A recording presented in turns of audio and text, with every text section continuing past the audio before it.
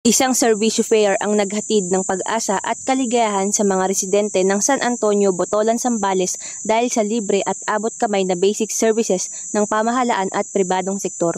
May temang alay para sa ating mga kababayan. Naghatid ang serbisyo fair sa mamamayan ng libreng medical at dental check-up, libreng gupit, ECG, ultrasound, urinalysis, X-ray at legal services. Malaking tulong umano ito lalo na sa mga pamilyang limitado ang access sa mga pangunahing serbisyo gaya ng medical at legal dahil sa kahirapan. Nanguna sa serbisyo fair ang Philippine Red Cross, lokal na pamahalaan ng Botolan sa pangunguna ni Mayor Edsel Lonsanida at Congresswoman Doris Maniquis, kinatawan ng District of Zambales katuwang ang 69th Infantry Cougar Battalion, Philippine Army. Sa pamamagitan ng pagkakaisa at pagtutulungan, tinitiyak ng lalawigan ng Zambales na matatamo nito ang tuloy-tuloy na kaunlaran at kapayapaan. Mula dito sa lalawigan ng Zambales, ako si Justin Ann Audencial, ang inyong kaugnay.